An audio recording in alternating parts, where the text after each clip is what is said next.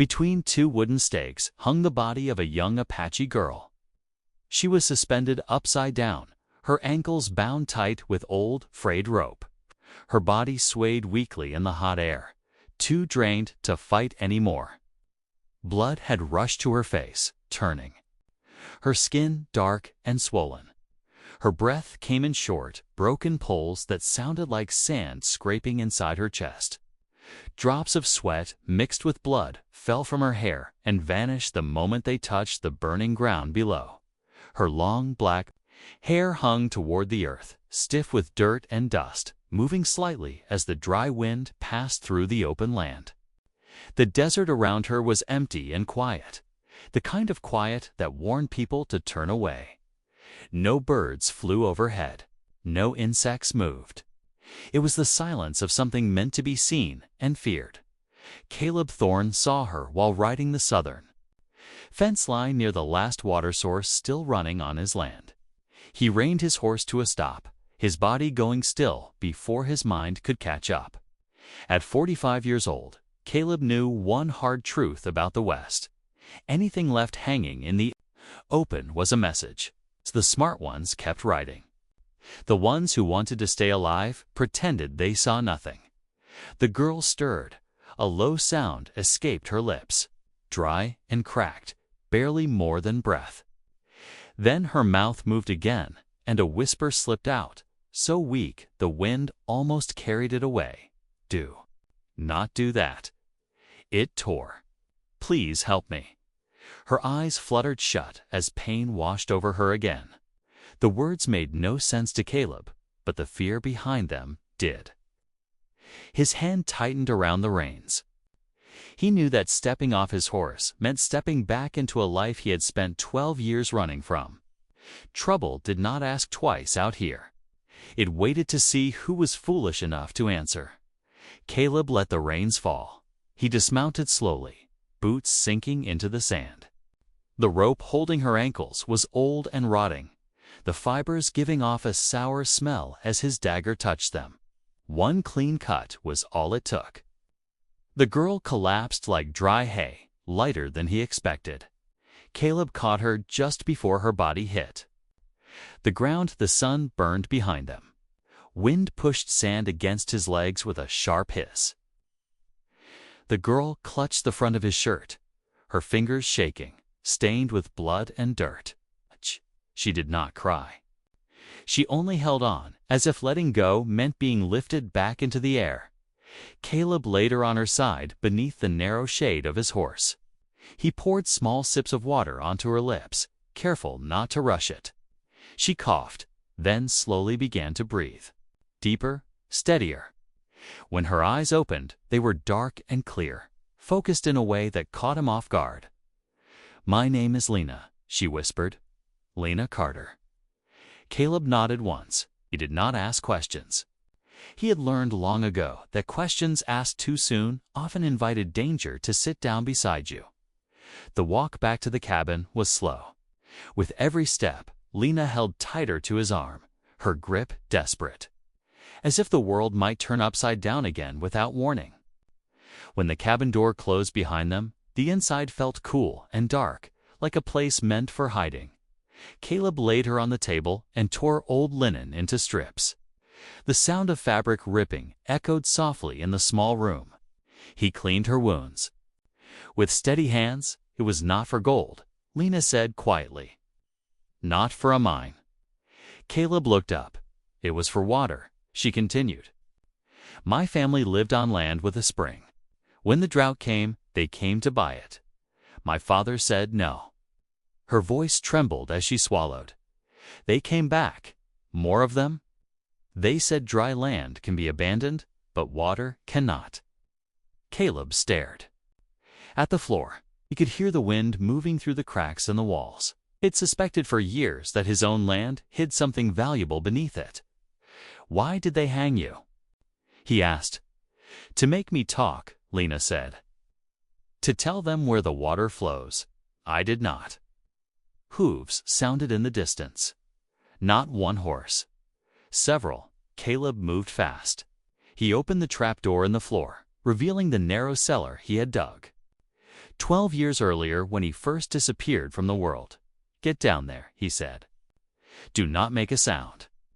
The door closed over her just as a knock came at the front door. Slow, calm, certain, Caleb stood in the middle of the room, hands loose at his sides. He knew the girl was not meant to live, and from the moment he hid her, neither was he. 6 horses stood outside when he opened the door. 6 men spaced just far enough apart to surround the porch. One tested the dirt with his fingers. Another leaned against a post, eyes scanning the land. The man in the center spoke softly. "Good afternoon. We are looking for water." Caleb nodded. "Once, same as everyone else. Nothing left here." The man smiled without warmth. "Your land feels different." "We would like to look around," the man said. "No." Caleb replied. Silence fell heavy. "You live alone," the man said. "Easy to make mistakes when no one is watching." Caleb met his eyes. "Hide, what?" A faint sound came from beneath. "The floor? Just enough. Just one mistake." A hand slid to a gun. The first bullet tore through the wall beside Caleb's head. Caleb dove as the cabin exploded into noise. Wood splintered. Dishes shattered. He fired once, no time to aim. A man fell back onto the porch. Screaming, gunfire answered him from every direction. Caleb retreated through the cabin, blood searing his arm. He was not trying to hold the house. Holding meant dying.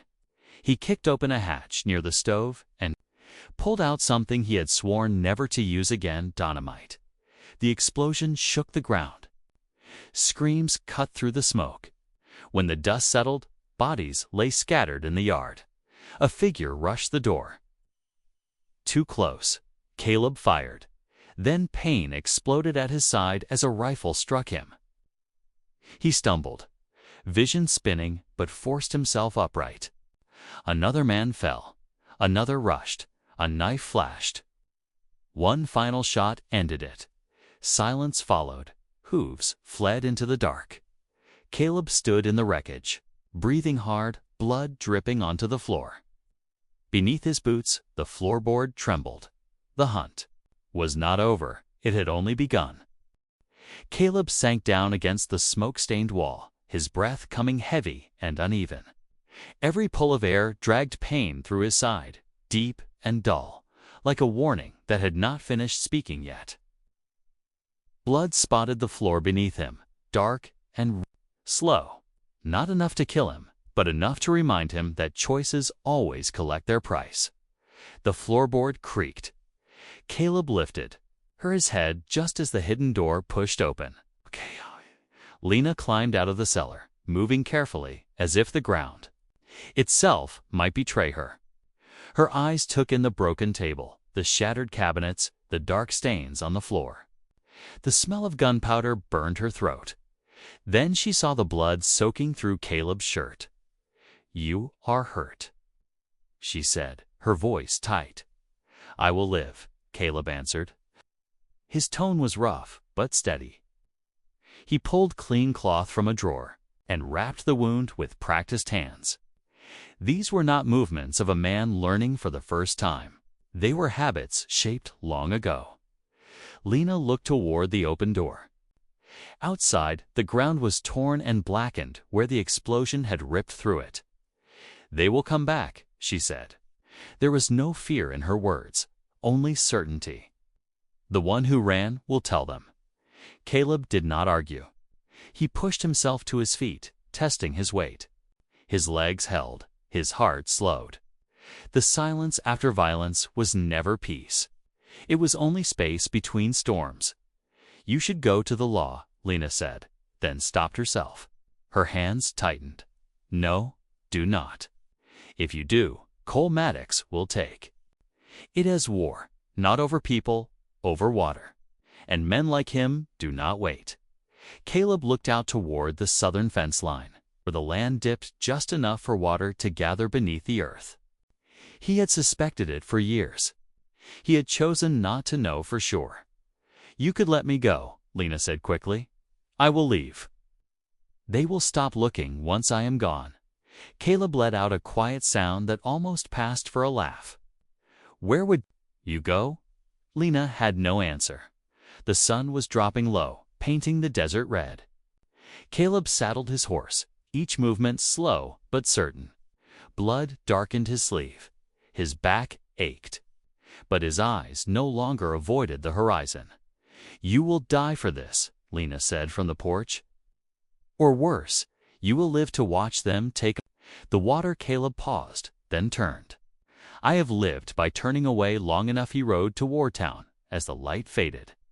Every step of the horse sent pain through his side, but he did not slow. The wind carried the smell of dust and dying grass, the smell of drought that pushed men into corners. The town was quiet. The saloon door hung open. The sheriff's sign creaked on its chain. People looked at Caleb, then looked away. He knew that look well. The statement was taken. Polite words were offered, promises made with no weight behind them. When Caleb mentioned water, the room changed.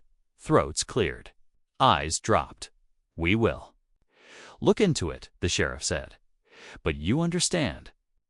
This is sensitive." Sensitive meant slow. On the ride back, Caleb felt eyes on him. Not seen, but felt. His horse shifted, uneasy. At a bend in the road, a stone moved where no wind blew. Caleb did not turn around. Night fell fast. The cabin stood dark when he returned. Just as he had told her, Lena opened the back door. Her gaze sharpened when she saw the fresh bandage. "They will come," she said. Caleb nodded. He checked his gun, then the few rounds left. "Not enough for a long fight. They will take the water," Lena said. "Tonight or before dawn." Caleb walked the fence line, pressing his hand into the soil still cool and damp. The spring had saved his cattle once, saved him. He fixed a loose post, hammering it deeper. A useless habit now, but one his hands needed. "If they come," he said, "you go to the cellar." Lena shook her head. "I am staying." Caleb studied her, then nodded. No argument. No wasted words. The first shot cracked through the night without warning. Then another figures moved from the brush, splitting toward the fence. No shouting. They knew this land. They had already claimed it in their minds. Caleb fired when the first man crossed the fence. The body dropped hard, but the line did not break. Bullets tore through the porch. Wood splintered around them. Caleb moved low, changing position after every shot. A habit learned where survival mattered more than pride. An explosion near the spring sent dirt into the air, blinding him. Pain flared in his chest. His leg buckled. As an old wound screamed awake. Lena fired once, not to kill, to call. Hooves thundered. Voices shouted orders. Torches flared. The law arrived not early, but just in time. Guns lowered. Men froze. One tried to run and stopped cold when rifles lined up against him. A furious voice cut through the night. Then fell silent as iron snapped shut.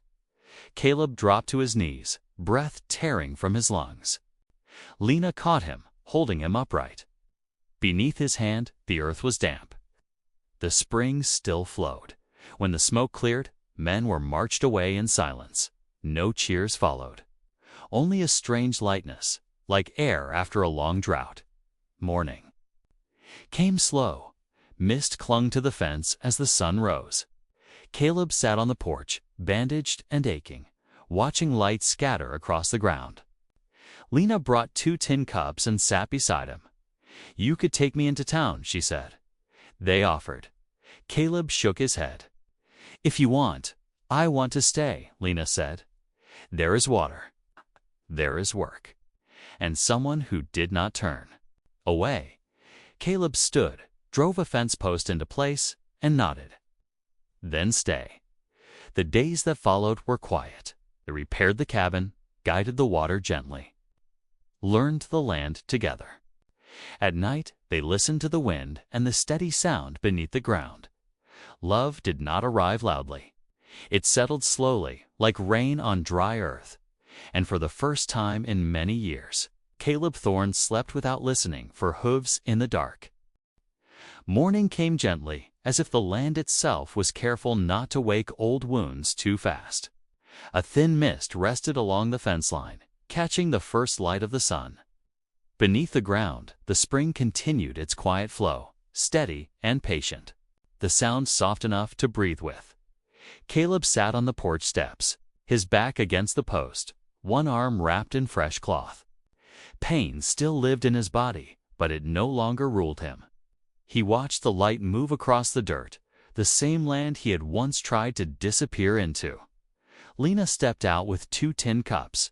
Steam rose from them, carrying the faint smell of coffee. She handed one to him and sat beside him without speaking. They listened to the morning together. Some silences no longer meant fear. Some meant rest. "You could take me into town," Lena said at last. "They said they would help me start again." Caleb nodded, then looked out at the fence, at the ground still marked by boots and blood. "If that is what you want." Lena shook her head. "I want to stay.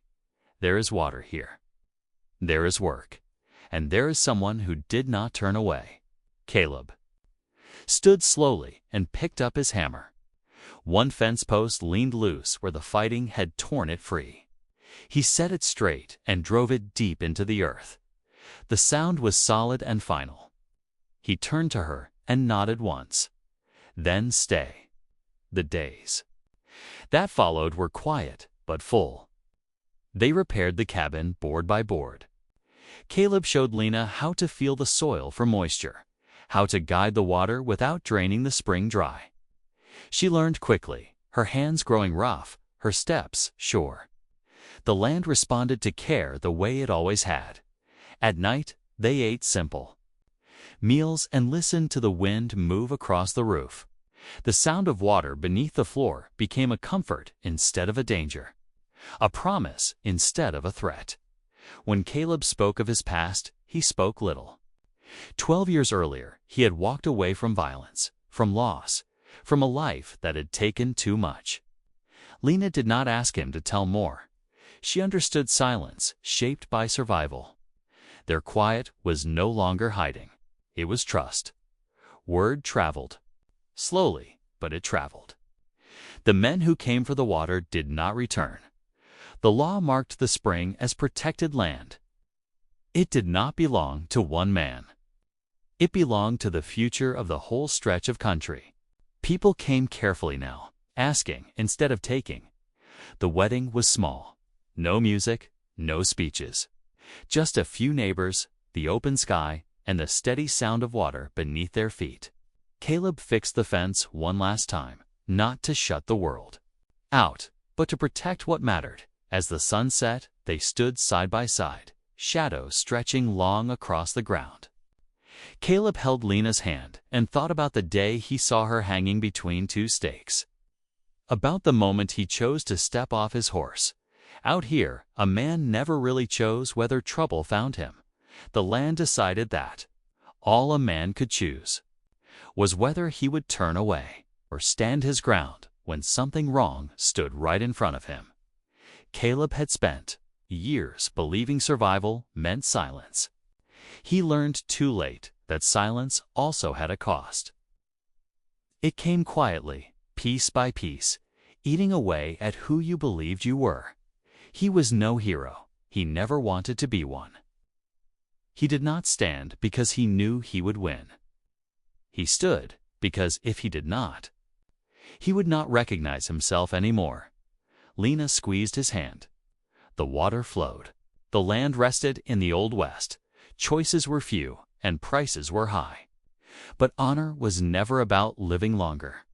It was about living right, and sometimes the bravest thing a man could do was stay.